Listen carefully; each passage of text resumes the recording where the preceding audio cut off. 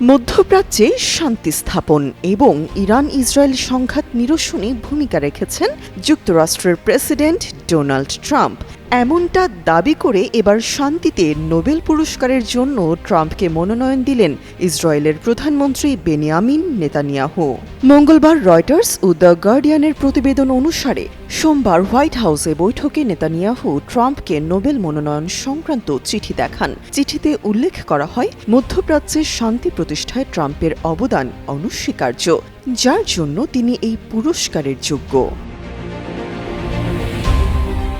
Netanyahu বলেন, গাজা একটি উন্মুক্ত স্থান হওয়া উচিত এবং মানুষকে স্বাধীনভাবে পছন্দ করার সুযোগ দেওয়া উচিত। বাংলাদেশের প্রথম 5D AI ইনভার্টার যুক্ত সর্বোচ্চ বিদ্যুৎ সাশ্রয়ী যমুনা এয়ার কন্ডিশন। এমন দেশগুলোকে খুঁজে বের করার জন্য যুক্তরাষ্ট্রের সঙ্গে খুব ঘনিষ্ঠভাবে কাজ করছি, যারা সবসময় যা বলে তা বাস্তবায়ন করতে চাইবে। ফিলিস্তিনিদের একটি উন্নত ভবিষ্যৎ দিতে তারা কাজ করবে। নোবেল মনোনয়ন সংক্রান্ত চিঠিটি উপস্থাপনের আগে নেতানিয়াহু আরও বলেন, সমস্ত ইহুদি জনগণের পক্ষ থেকে কৃতজ্ঞতা প্রকাশ করেন তিনি। এর প্রতিক্রিয়ায় ট্রাম্পও কৃতজ্ঞতা প্রকাশ করেন। এর আগে পাকিস্তান এবং রিপাবলিকান আইন প্রণেতা বার্ডি কার্টারও ট্রাম্পকে এই পুরস্কারের জন্য সুপারিশ করেন। এই বিষয়ে বার্ডি কার্টার নোবেল শান্তি পুরস্কার কমিটিকে একটি চিঠি লিখেছেন।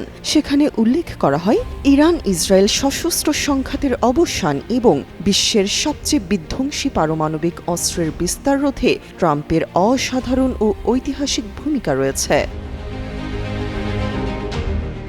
কার্টার তার চিঠিতে লেখেন, প্রেসিডেন্ট ট্রাম্পের হস্তক্ষেপ দুই দেশের যুদ্ধবিরতি চুক্তিতে পৌঁছানোর ক্ষেত্রে গুরুত্বপূর্ণ ভূমিকা পালন করেছিল, যা অনেকেই অসম্ভব বলে মনে করেছিল। ট্রাম্প ইরানের পারমাণবিক উচ্চ আকাঙ্ক্ষা রোধ করার জন্য এবং ইরান যাতে পারমাণবিক অস্ত্র অর্জনে সক্ষম না হয় তা নিশ্চিত করার জন্য সাহসী, সিদ্ধান্তমূলক পদক্ষেপ নিয়েছিলেন। তামান্না তাবাসসুম, যুগান্তর নিউজ।